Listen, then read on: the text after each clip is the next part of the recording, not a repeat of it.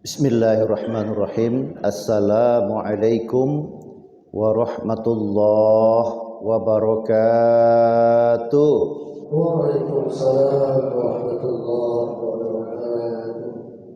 Alhamdulillahi rabbil alamin wa bihi nasta'in ala umurid dunya waddin. Asyhadu an la ilaha illallah wahdahu la syarikalah wa asyhadu anna sayyidana Muhammadan abduhu wa rasuluhu alladzi la nabiyya ba'dah.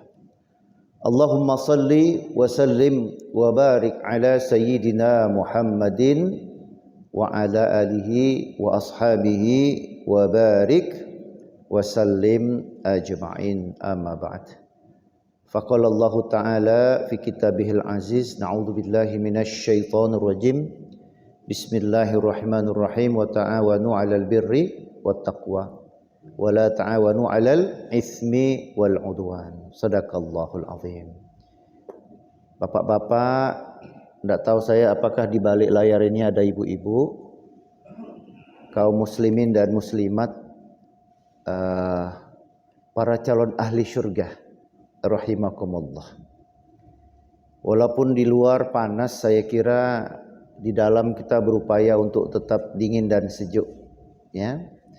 Karena ini merupakan bagian dari cobaan yang Allah berikan kepada kita. Cuaca kita ini kadang panas, kadang dingin, awak yang merasakannya panas dingin. Nah, mudah-mudahan Allah memberikan kepada kita semua kesabaran. Dan salah satu di antaranya juga kita berdoa kepada Allah, semoga Allah memberikan kepada kita terus-menerus peningkatan iman. Dan Allah memberikan kita juga terus-menerus peningkatan takwa. Amin. Amin ya rabbal alamin. Hadirin jemaah salat zuhur rahimakumullah. Kalau kita lihat tanggal hari ini, maka momentum saat ini masih merupakan momentum di mana banyak umat Islam memperingati tahun baru Hijriyah. Ya, memperingati tahun baru Hijriyah. Maka dalam pesan Kamis bahagia hari ini, kita akan coba melihat salah satu iktibar, salah satu pembelajaran, salah satu lesson learn yang ditinggalkan dalam peristiwa yang kita kenal dengan peristiwa hijrah. Ya. Saudaraku, ketika hijrah ada 3 hal pertama yang dilakukan oleh baginda Rasulullah. Ya, ada berapa Pak? 3. Ya. Di antara 3 itu nanti kita lihat urutan nomor 1 itu yang nanti akan kita bahas. Tapi menariknya Bapak Ibu, dari 3 hal yang dilakukan oleh baginda Rasul itu, bentuknya ada membangun masjid, yang kedua membangun pasar, dan yang ketiga membentuk persaudaraan antara muhajirin dan ansor. Pertanyaan kita kemudian, di antara 3 ini, mana yang paling pertama didahulukan oleh baginda Rasul? Apakah Rasul begitu datang ke Madinah, diterima sebagai pemimpin di Madinah itu, Rasul langsung bangun masjid? Dan kita tahu masjid adalah simbol di mana dia tidak hanya bertindak sebagai rumah ibadah, tapi masjid pada zaman Nabi adalah pusat pemerintahan baginda Rasulullah, pusat dakwah, tempat berkumpulnya dan tempat di mana Nabi SAW membincangkan berbagai urusan umat. Jadi kalau di tanah air kita ini ada IKN, maka pada zaman Nabi SAW IKN itu adalah masjid. Apakah itu yang pertama dibangun? Tidak. Apakah yang kedua? Yang pertama dibangun Nabi adalah pasar. Kalau sekarang zaman kita ini, pasar itu ibarat plaza. mal-mal, perkantoran-perkantoran, tempat bertemunya penjual dan pembeli, baik dalam konteks barang dan jasa maupun dalam konteks tenaga kerja. Pelindo kita ini pasar. Tempat di mana kita bekerja di sini menawarkan kompetensi kita sebagai seorang pekerja dan perusahaan membayar kita dengan upah. Ini namanya pasar. Nah, tapi pertanyaannya, apakah begitu Nabi SAW menjadi pemimpin di Madinah? Yang dia lakukan adalah membangun pasar. Ternyata dari sejarah kita belajar, begitu Nabi SAW sampai di Madinah, diangkat menjadi pemimpin di Madinah, maka di antara tiga itu yang pertama Nabi lakukan adalah Nabi mempersaudarakan kelompok muhajirin dan ansar. Apa maknanya? Apa hikmahnya? Artinya Nabi sedang mengajarkan kepada kita, apapun ceritanya dalam hidup ini, kalau kita tidak merasa senasib sepenanggungan, kita tidak merasa saling bersaudara, kita tidak merasa punya hubungan solidaritas dengan orang lain, maka yang namanya kantor, yang namanya pasar, yang namanya istana, yang namanya kerajaan, itu tidak akan ada gunanya. Bisa bubar itu pasar, bisa buyar itu kantor, kalau orang-orang di dalamnya tidak punya semangat persaudaraan. Itu pelajaran pertama dari hijrah. Maka tidak mengherankan pernah dalam satu peristiwa sedang kumpul-kumpul Nabi SAW dengan beberapa orang sahabat. Tidak lama lewat seorang tua menjinjing sendal lewat di depan Nabi dan sahabat yang sedang duduk-duduk. Lalu apa kata Nabi? Lewat di depan kita ahli surga. Nah, para sahabat melihat yang lewat adalah seorang bapak-bapak, ya, basah karena baru saja berwudu, menjinjing sendalnya, kelihatan dari pakaiannya orang biasa. Orang biasa. Besoknya lewat lagi dan Nabi menyampaikan hal yang sama. Lewat di hadapanmu, kata Nabi kepada para sahabat, calon ahli surga. Lewat lagi tuh bapak-bapak, ya, sedang menjinjing sendal, basah-basah ambil wudu, lewat di depan majelisnya Nabi. Besoknya Nabi masih berkata hal yang sama. Ini akan lewat satu orang ahli surga. Dan begitu Nabi mengungkapkan hal tersebut, lewat lagi nih bapak-bapak tadi menjinjing sendal dalam kondisi basah, habis ambil wudhu, pakaiannya biasa-biasa aja. Lalu apa yang terjadi kemudian?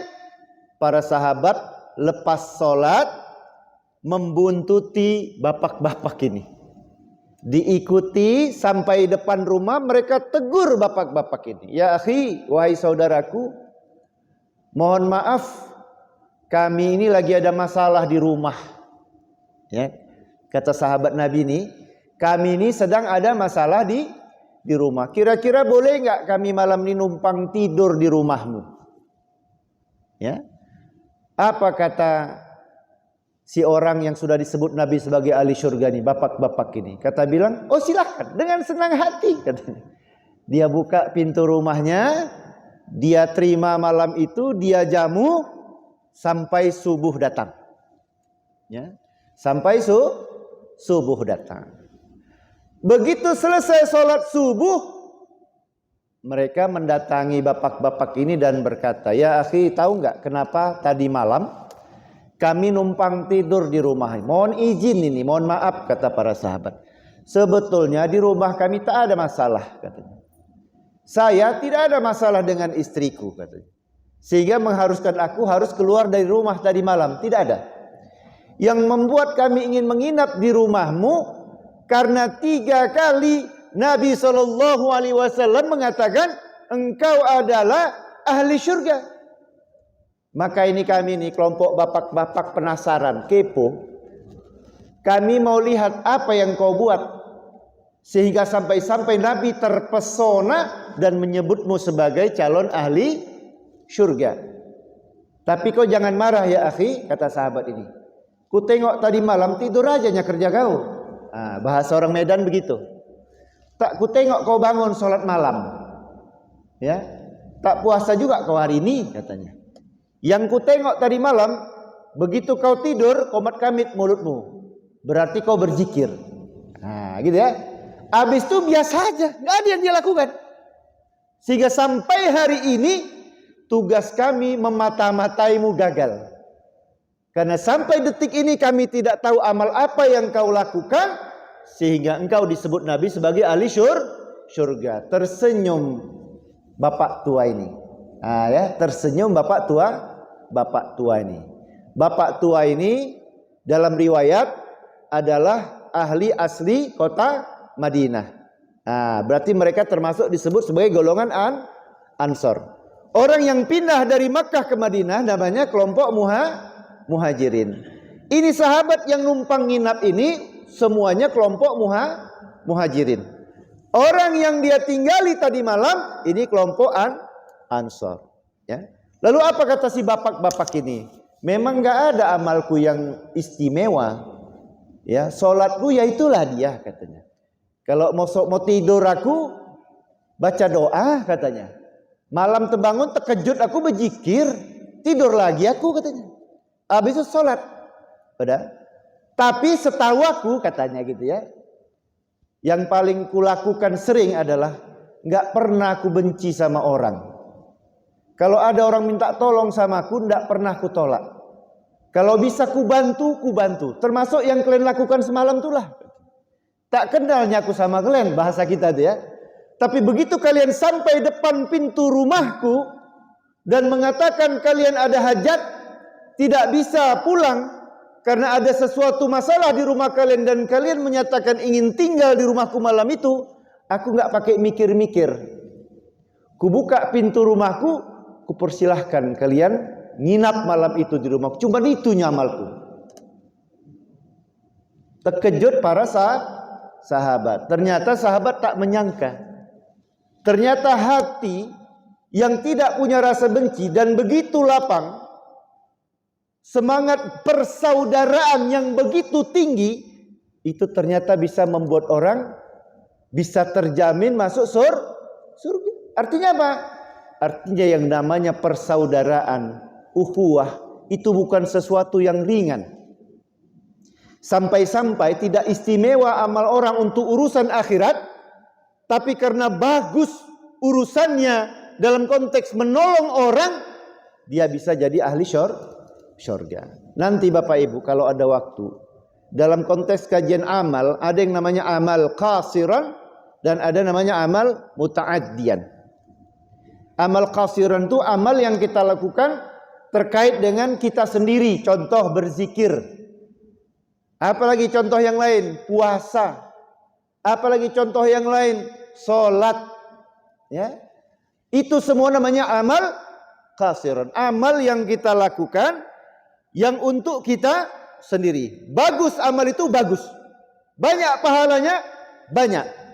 Tapi ulama mengatakan ada satu amal yang pahalanya lebih besar dari amal qasiran, yaitu amal muta'addiyan. Yaitu amal yang kalau kita lakukan ada manfaatnya untuk orang.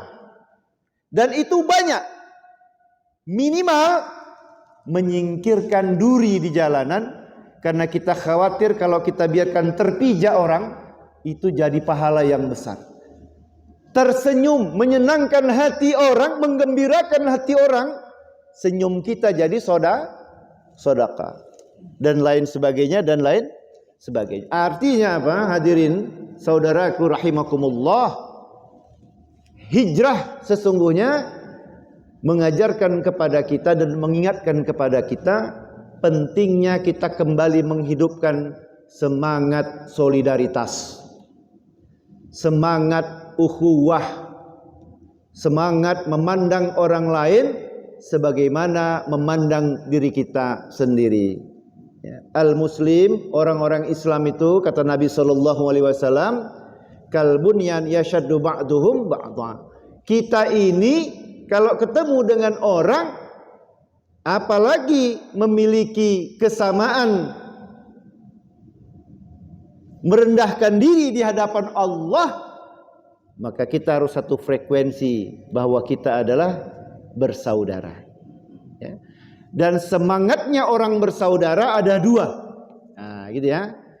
Orang kalau mengaku bersaudara, maka wajib dia melakukan dua perkara ini kepada saudaranya yang lain. Yang pertama, dia wajib bergaul dengan saudaranya secara ma'ruf. Artinya apa? Kalau kita di kantor, kita di rumah, kita di jalan, kita di tempat umum, bertemu dengan orang lain, maka kita harus memperlakukan orang lain dengan cara yang ma'ruf. Jangan sampai ketemu dengan orang lain dengan cara yang laknat. Apa itu? Pandang-pandangan mata langsung keluar maki-makian. Mata kau kemana Wak bilang? Senggolan dikit keluar kebun binatang. Kucing kau katanya. Meong terus Wak bilang ya kan? Nah, belum lagi nanti berpapasan di jalan. Ya. Entah senggolan sepeda motor misalnya, atau sekedar lagi hijau tiba-tiba mati mobil kita. Di belakang udah tantin-tantin, keluar kebun binatang semua. Nah, ini akhlak yang buruk. Ya. Kalau kita mengedepankan prinsip ukhuwah, maka kita harus hijrah. Pindah kita dari kebiasaan memperlakukan orang secara buruk, mengubahnya jadi memperlakukan orang secara ma'ruf. Nah, ini konteksnya bisa suami terhadap istri, istri terhadap anak, atasan terhadap bawahan, bawahan terhadap atasan. Bayangkan kalau Nabi SAW langsung bangun pasar, langsung bangun masjid. Apa yang terjadi? Yang terjadi nanti bisa jadi bawahan tidak hormat sama atasan. Kenapa? Karena dia tidak merasa atasan itu adalah saudaranya. Sehingga kalau atasan ada kesulitan bagi dia, biarkan sajalah. Urusan dia biar diurusnya. Ya, padahal kalau orang-orang mengaku bersaudara lita'arofu, harus kita saling bergaul, dan dalam konteks pergaulan bergaulah kita secara ma'ruf. Pergaulan yang ma'ruf itu kalau ada umur panjang nanti bisa kita baca dalam Quran surah Al-Hujurat mulai dari ayat 10, 11, 12, 13, 14. Kemudian yang kedua, apa yang mesti kita lakukan setelah mempergauli orang, berkomunikasi dengan orang secara ma'ruf? Yang kedua, hak orang terhadap saudaranya, kalau dia perlu pertolongan tidak boleh dibiarkan. Kalau dia butuh bantuan tidak boleh diabaikan. Kalau dia sedang membutuhkan apapun tidak boleh kita diamkan. Minimal yang kita lakukan adalah membantu dengan apa yang kita punya. Ada orang nanya alamat, Pak. Nanya alamatnya dia. Ya kan? Tak kenal awak sama dia. Tapi kalau kita mengamalkan semangat hijrah ini, tak kenal sama dia, tetap awak bantu. Pak, ini di mana ya alamatnya ini? Kalau awak tahu, awak tunjukkan. Nah, gitu ya. Dan itu ada pahalanya. Dan kita melakukan itu dalam konteks apa? Ukhuwah. Ini diajarkan oleh baginda Rasulullah Muhammad Sallallahu Alaihi Wasallam. Kalau ada orang butuh bantuan yang lain, kita bantu. Ya, itulah sebabnya dalam Islam, dalam urusan harta benda, ya, dalam urusan harta benda sekaya apapun kita, tetap di dalam harta kita itu ada hak orang yang membutuhkan. Yang wajib namanya zakat. Yang sunnah ada kurban, ada infak, ada sedekah, ada wakaf. Ustaz, gak punya saya harta, membantu kawan, membantu tetangga, tenaga. Ya. Kalau tetangga awak misalnya reot rumahnya, awak punya tenaga, pandai awak bertukang, awak bantu rumahnya, awak bedah rumahnya. Duit mungkin kita cari dari donatur, itu bisa kita lakukan, maka itu juga akan menjadi pahala. Ya. Jadi urusan membantu orang dalam Islam itu tidak hanya sekedar membantu dengan harta. Kita bisa bantu dengan nasihat. Ya. Sekedar memberi nasihat bagi teman kita itu menjadi sesuatu yang baik. Ya. Nah ini banyak sekali mungkin hal-hal yang berkaitan dengan ukhuwah, ya mungkin nanti termasuk dalam konsep Islam kita diajari dalam urusan bergaul, silahkan bergaul dengan siapa aja. Tapi kalau dalam berteman hati-hati. Kalau berteman mesti kita pilih. Kenapa? Karena agama kita nanti bisa sangat bergantung dengan siapa teman kita. Wallahu a'lam bishawab. Mungkin sementara ini dulu. Kalau ada sesi diskusi tanya jawab, biar hangat kita buka sesi diskusi dan tanya jawab. Sementara, assalamualaikum warahmatullahi wabarakatuh. Waalaikumsalam warahmatullahi wabarakatuh. Ya, kami sampaikan kepada Bapak Ibu bagi yang ingin bertanya, kami persilakan.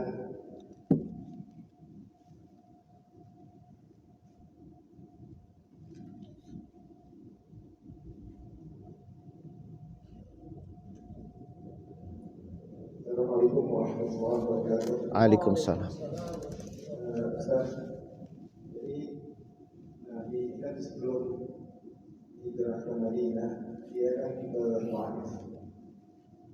Ke Taif ini sebenarnya kalau semua tangan kami mau ke Ustaz, visinya sama dengan ke Madinah, cuma hanya saja waktu ke Taif ini kan dia dibocorkan dari kedatangannya karena diimposin di sana Abu Lahab. Sementara waktu dia ke Madinah ini, apakah memang tidak diketahui oleh kafir Quraisy atau bagaimana Ustaz? Karena kan Madinah ini sendiri sebenarnya Taif itu sebenarnya ada juga hubungan kekerabatan sama Rasulullah, begitu juga dengan Madinah. Tapi mengapa sampai di Madinah itu beliau langsung disambut, sementara waktu di Taif langsung disambit. Itu ya, kasih Assalamualaikum warahmatullahi wabarakatuh. Waalaikumsalam warahmatullahi wabarakatuh. Baik ya, berarti kita lihat sirah nabawiyah ya, tentang sejarah Nabi SAW.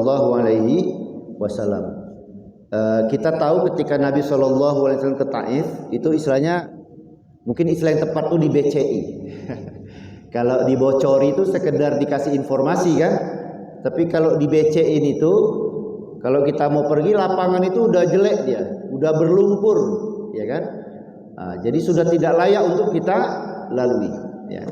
Nah, jadi ini bahagian dari sejarah. Jadi kalau dalam sirah Nabawi disampaikan bahwa ketika Nabi SAW berupaya untuk hijrah, ya, yang awal Nabi memang ke Taif, ya. Nah lalu ketika di Taif itu apa yang terjadi? Nabi ditolak dakwahnya. Nah, gitu ya, Nabi ditolak dakwahnya, dan itu mengajarkan kepada kita satu hikmah bahwa untuk mencapai sebuah keberhasilan, jangankan kita, Nabi saja pun menghadapi cemoohan orang, dilempar batu hingga berdarah kakinya. Nah, gitu ya. Hingga kemudian dalam riwayat diceritakan Nabi sampai bersandar. Ya, Nabi sampai bersandar lalu berdoa kepada Allah. Dan yang menarik dalam sirah Nabi SAW, sampai-sampai malaikat Jibril itu menawarkan kepada Nabi, ini kalau kau doakan, kita timpahkan ya kaum Taif ini dengan gunung ya, maka niscaya akan aku timpahkan gunung ini kepada mereka. Ya. Tapi apa yang dilakukan oleh Nabi SAW? Nabi tidak mendoakan bahwa kaum Taif yang sudah menolak, mencaci maki, bahkan melempari Nabi dengan batu dan mengusir Nabi dari kampung tersebut dengan doa yang mencelakakan mereka. Tidak. Tapi justru Nabi mendoakan mereka dengan doa yang baik. Bahkan dalam penutup doa tersebut Nabi mendoakan mudah-mudahan di kemudian hari nanti akan ada keturunan dari kampung ini yang menjadi pengikut Islam, ya. Dan didoakan Taif itu sebagai kampung yang subur, ya, mendapatkan kebaikan. Nah, jadi kalau sekarang kita main-main ke Taif itu termasuk hijau ya Pak ya. Nah, termasuk hijau. Mudah-mudahan Allah berikan kepada kita rezeki, nah, kan gitu ya, sampai ke sana. Dan wisata di sana tuh wisata pakai apa itu? Apa? Mau apa? Kereta gantung. Nah, menggunakan kereta gantung, dari situ kelihatan. Ya, bagaimana tidak terbayang kalau di tanah padang pasir tuh bisa dari atas tuh kelihatan hijau. Dan itu ada di Taif. Dan sekarang Taif tuh dinginnya luar biasa ya kalau dalam konteks ini. Dan buah-buahan ada di sana sekarang. Tumbuh. Artinya apa? Doa Nabi SAW terbukti, dan ini menjadi hikmah bagi kita bahwa ketika kita menghadapi kesulitan jangan pernah kita putus asa. Nah, gitu ya. Bahkan Nabi SAW pun ujiannya tidak lebih ringan dari kita. Ya, makanya kalau kita tanya nanti gini, ada orang, ya Ustaz, meninggal ayahku misalnya. Kok gini kalilah Tuhan, rajin aku sholat. Nah, kan gitu ya. Asal sholat ku doakan ayahku panjang umur, tapi macam tak didengar doaku. Nah, sering orang begitu ya, berkeluh kesah dia. Kenapa? Karena dia menganggap Allah tak sayang pada dia. Maka apa jawabannya nanti kita lihat di Quran. Ya, di Quran menyatakan kalau kita cerita soal ujian dan cobaan, siapa manusia yang paling berat cobaan ujiannya? Ya, orang yang paling dekat dengan Allah. Artinya apa? Kalau ada orang mengatakan bahwa dia beriman, ya, maka kata Quran, jangan pernah engkau merasa bilang dirimu beriman lalu Allah akan membiarkanmu begitu saja. Begitu kau menyebut dirimu beriman, maka siaplah, Allah akan memberimu cobaan. Dan para nabi adalah orang yang paling beriman kepada Allah, dan para nabi adalah orang-orang yang cobaannya paling berat. Kita lihat nabi-nabi sebelumnya. Ya, ada yang dicoba dengan dibakar, itu Nabi Ibrahim. Ya, ada yang dicoba dengan disembelih, itu Nabi Ismail. Ada yang dicoba dengan istrinya berkhianat, ya, kemudian bersekongkol dengan kelompok LGBT zaman sekarang, ya, yaitu Nabi Lut. Nah, gitu ya. Nah, jadi itu dia. Bahkan ada yang dikenakan penyakit yang luar biasa, ya, sampai habis semua harta bendanya, ya. Tapi begitu dia tidak pernah tidak pernah putus dari tali Allah Subhanahu wa taala, dia tetap yakin, maka insyaallah Allah akan berikan pertolongan, ya, Allah akan berikan pertolongan. Nah, jadi kenapa Nabi SAW di Madinah itu lebih diterima? Karena memang dalam sejarah kita lihat sudah ada pembaiatan sebelumnya. Jadi sudah ada beberapa warga Madinah yang datang kepada Nabi SAW dan mereka berbaiat, ya, menyatakan sebagai muslim, menyatakan mereka sebagai pengikut Nabi SAW, ya. Hingga kemudian ketika datang perintah untuk hijrah, maka Nabi SAW kemudian hijrah ke Madinah. Dan di Madinah Nabi SAW diterima dengan gegap gempita. Apa artinya? Nanti kalau kita belajar lagi sejarah, hijrah itu terjadi setelah tahun duka cita. Ya, setelah terjadinya tahun duka cita, yaitu tahun di mana meninggalnya beberapa orang yang selama ini menjadi pagar hatinya Rasulullah. Ya, meninggal Siti Khadijah, ya, meninggal pamannya, ya, yang selama ini menjadi benteng baginda Rasulullah. Sedih hati Nabi SAW. Tapi Allah ganti kesedihan itu dengan hijrah, ya, di mana Nabi kemudian mendapatkan komunitas atau masyarakat yang lebih tepat, ya, ketimbang mendapatkan provokasi dari kaum kafir Quraisy di kota Mekah. Nah, jadi kalau kita baca alasan sejarah kenapa Nabi SAW pindah ke Madinah, tekanan dari kafir Quraisy makin kuat, kemudian dari Madinah sudah ada undangan, ya. Jadi para kelompok masyarakat Madinah yang sudah berbaiat memberitakan kepada masyarakat Madinah bahwa telah datang seorang nabi. Itu yang dalam riwayat kita bacakan dalam Barzanji itu, ya. Sudah datang seorang nabi begini dengan ciri khas begini, dan qadarullah masyarakat Madinah itu lebih welcome, ya, lebih menerima daripada masyarakat Mekah maupun Taif. Nah, gitu ya. Nah, jadi itu dia. Jadi dan ini menjadi pelajaran buat kita gitu. Jangan pernah kita langsung putus asa. Ya, jangan pernah kita langsung putus asa. Ini kita coba sekali gagal, lalu kita dianiaya, habis kita berhenti. Tidak, Nabi mengajarkan kepada kita bahwa sebagai orang beriman, menegakkan kebenaran, menegakkan kebaikan, goal baik, target baik yang sudah kita cadangkan mau kita raih, jangan kena berhenti hanya karena kita mendapatkan tantangan yang berat.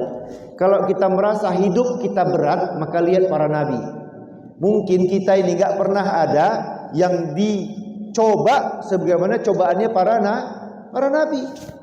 Ya, luar biasa, jauh sekali itu. Nabi itu sampai pernah meletakkan batu di perutnya karena tidak ada yang dimakan. Kenapa? Karena diboikot oleh para kaum kafir Quraisy. Nah, gitu ya. Sudah diboikot sedemikian rupa, ya, dimusuhi. Bahkan pada malam peristiwa hijrah itu Nabi SAW bahkan sudah sampai pada perencanaan pembunuhan.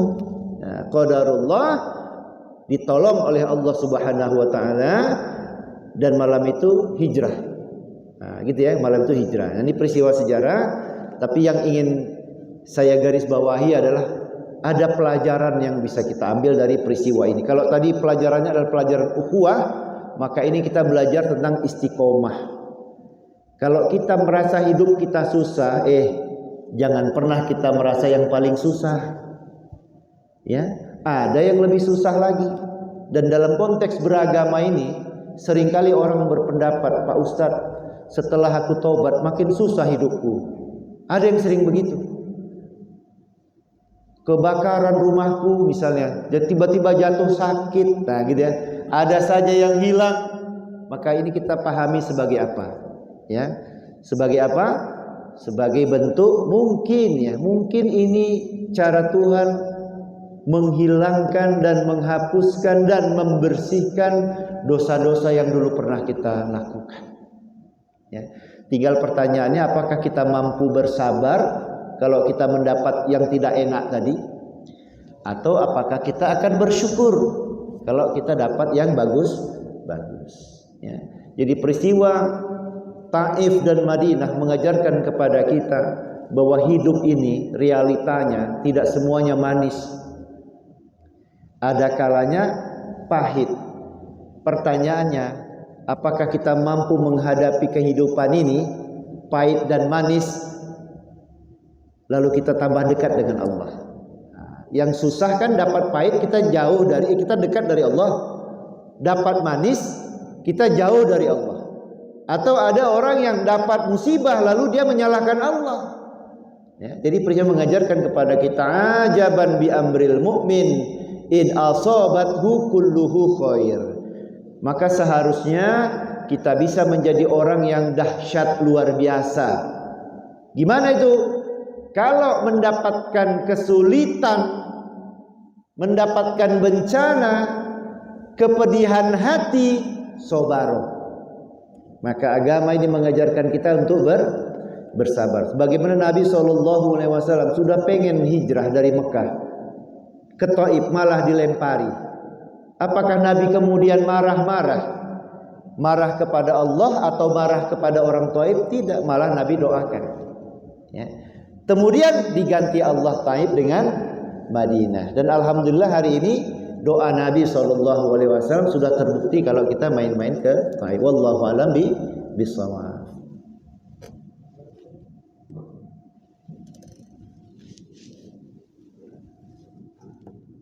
Assalamualaikum warahmatullahi wabarakatuh. Waalaikumsalam.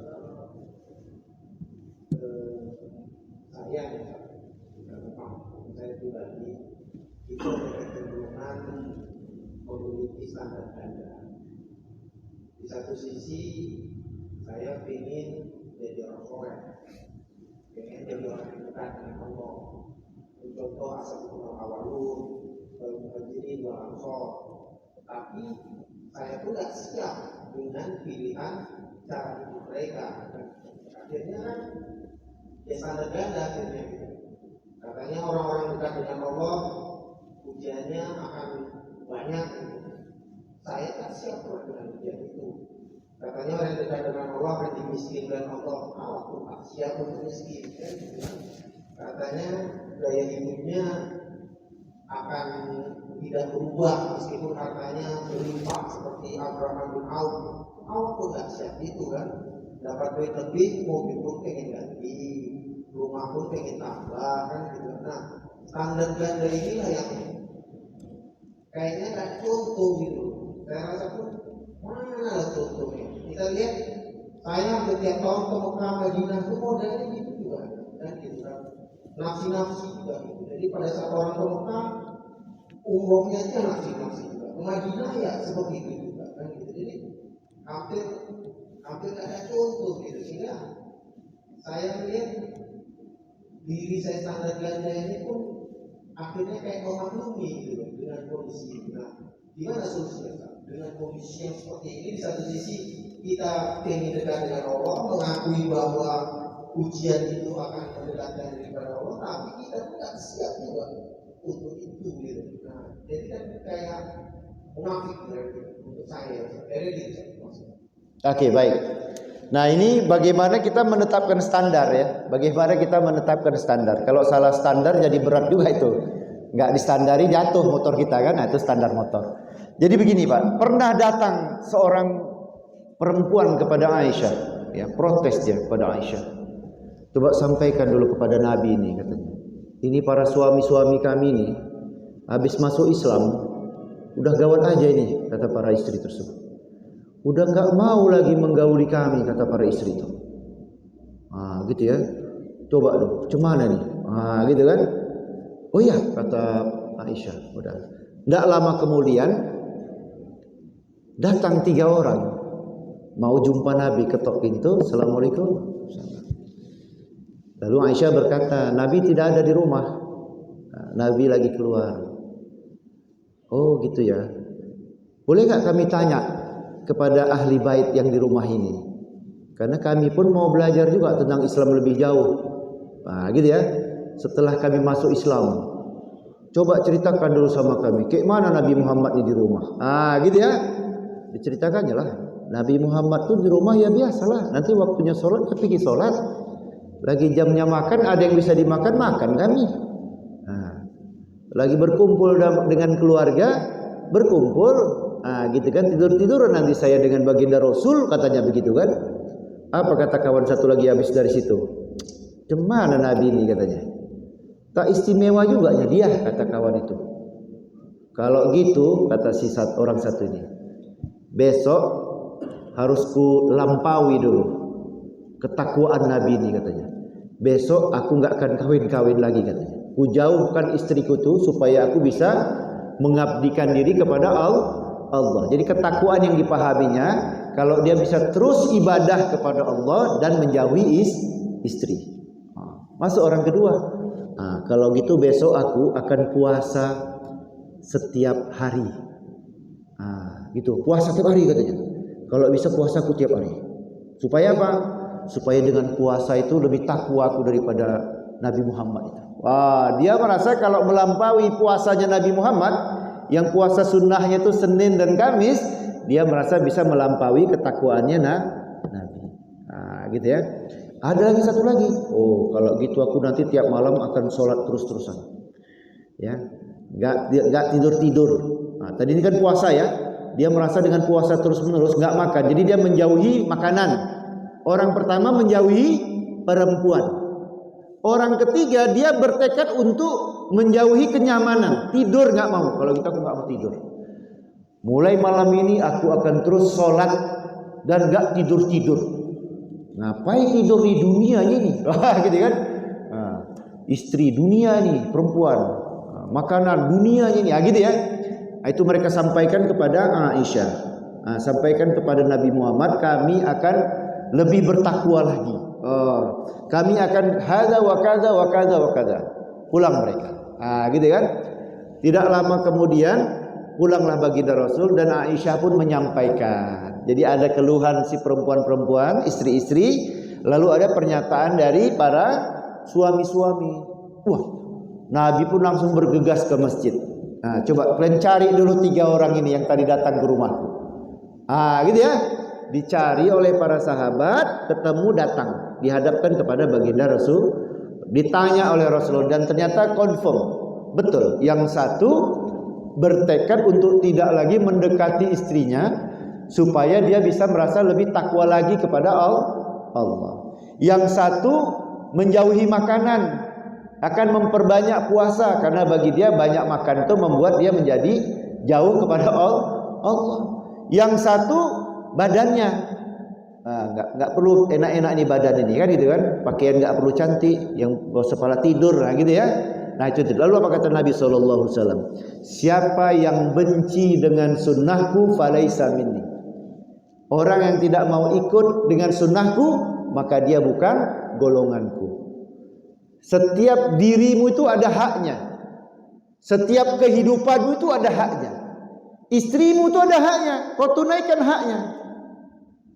Jangan kau pikir dengan menjauhi istri berarti kau tambah takwa, malah kau menjadi tambah kufur itu. Karena Allah berikan amanah istri, tidak kau jalankan amanahmu sebagai suami. Badanmu itu juga ada haknya, waktunya makan, waktunya puasa. Jangan kau siksa dengan puasa berkepanjangan. Dia nggak mau buka maghrib, ya, dia bukanya sampai kapan badannya tahan baru mau buka. Kata Nabi, ini bukan sunnahku, falaisa min.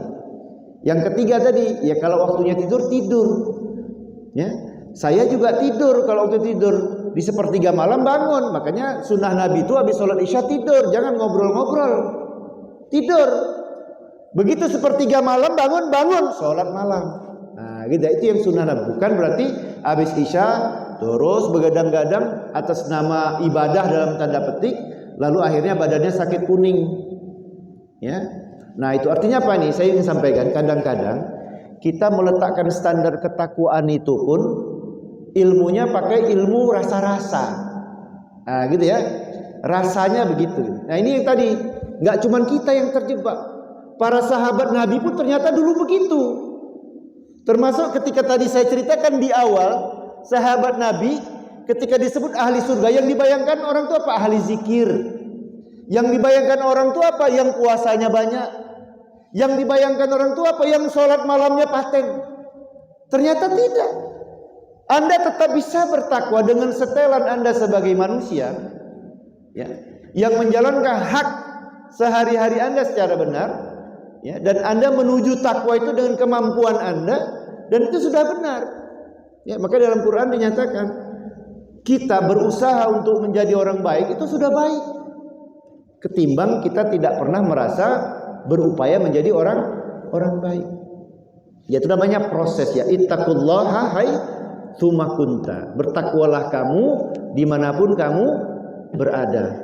Dan kondisinya bisa macam-macam. Makanya disebut yang namanya iman itu bisa yazid, bisa yangkus, bisa nambah, bisa kurang. Kenapa gitu? Ya karena Allah menciptakan kita ada akal, ada nafsu. Kalau enggak ada nafsu, barulah itu jadi malaikat baik aja kerjanya, ya kan? Tapi karena ada nafsu, maka kadang-kadang ada dorongan itu. Dan Islam mengajarkan kita nafsu itu diapain? Dikendalikan, bukan dimatikan. Bukan tidak kawin atau asik kawin aja gitu dilepas begitu saja. Enggak. Ya kan? Di mana berlayar di situ buka cabang, nah itu enggak begitu kan? Nah, jadi prinsipnya adalah kalau kita bicara soal standar, ya, Islam tidak meletakkan standar itu standar malaikat. Juga tidak melepaskan standar itu jadi standar iblis. Tapi Islam meletakkan standar manusia. Maka berjalanlah layaknya sebagai manusia. Nah, gitu ya. Artinya apa? Itulah sebabnya ketika Nabi meninggal, yang paling ngamuk itu Umar. Ya, dia nggak terima itu. Nabi SAW meninggal karena bagi dia ini panutan, contoh teladan yang bisa dia lihat. Tapi begitu dikatakan oleh Abu Bakar, kalau kau menyembah Allah, Allah tidak mati. Tapi kalau kau menyembah Muhammad, Muhammad mati. Maka langsung tersadarlah Umar. ya, bahwa ya standarnya Allah itu yang kita sembah.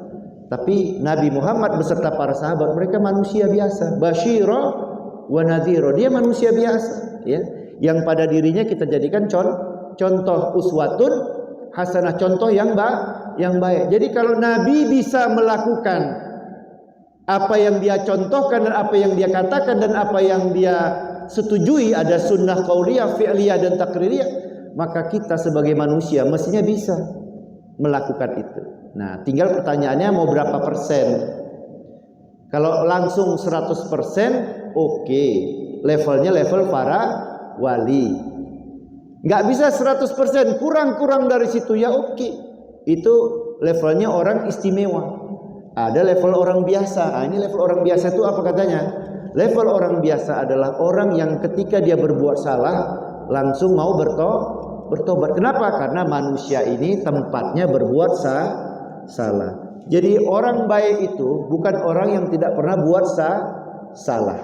Tapi kata Quran, orang baik itu adalah orang yang ketika berbuat salah lalu dia menyadari itu ada dosa, lalu dia bertobat mohon ampun, mudah-mudahan dosanya dia ampuni.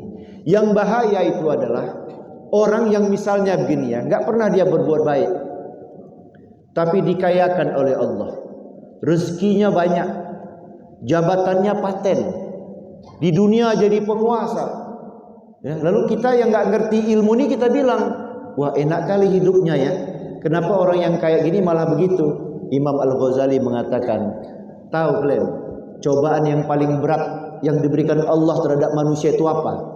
Apa itu ya Imam? Kata jemaah, yaitu orang yang dalam kehidupannya tidak pernah dikasih nikmat beribadah kepada Allah. Nggak tahu dia nikmat macam mana nikmatnya beribadah dengan Allah, menundukkan diri kepada Allah. Orang-orang ini tahu kan siapa? Nah, itulah para raja-raja zalim, orang-orang kufur yang selama ini dia merasa dengan kekufurannya dia tambah kaya, dengan kezalimannya dia tambah berkuasa, padahal itu sebetulnya istidraj dari Allah. Cara Allah untuk makin membanyakkan dosanya sehingga nanti dia bisa su'ul khatimah. Tapi kalau kita hilang-hilang timbul nih, kadang-kadang buat salah tiba-tiba istighfar, buat salah istighfar, nyolong sendal pulang tiba-tiba langsung, waduh ingat balik lagi. Itu masih bagus. Artinya apa? Artinya Allah masih menginginkan kita bisa husnul khatimah. Nah, gitu ya. Jadi grafiknya naik turun, itulah manusia. Kalau lurus saja itu malaikat. Kalau turun aja itu setan. Nah, kan gitu ya. Nah, karena kita manusia ya, kadang kita ke langit, kadang kita ke laut. Wallahu a'lam bishawab. Iya, kami rasa cukup Ustaz, berhubung waktu juga yang bisa kita mohon berdoa Ustaz. A'udzubillahi minasyaitonir rajim. Bismillahirrahmanirrahim. Alhamdulillahirabbil alamin. Wassalatu wassalamu ala asyrafil anbiya'i wal mursalin wa ala alihi wa sahbihi ajma'in. Allahumma ighfir lana dzunubana wa liwalidina warhamhum kama rabbawna shighara. Allahumma ighfir lana dzunubana wa liwalidina warhamhum kama rabbawna shighara. Allahumma ighfir lana dzunubana wa liwalidina warhamhum kama rabbawna shighara wa li jami'il muslimina wal muslimat wal mu'minina wal mu'minat al ahya'i minhum wal amwat. Innaka sami'un qaribun mujibud da'awat. Rabbana atina fid dunya hasanah wa fil akhirati hasanah wa qina adzabannar. Walhamdulillahi rabbil alamin. Mohon maaf atas segala kekurangan. Assalamualaikum warahmatullahi wabarakatuh.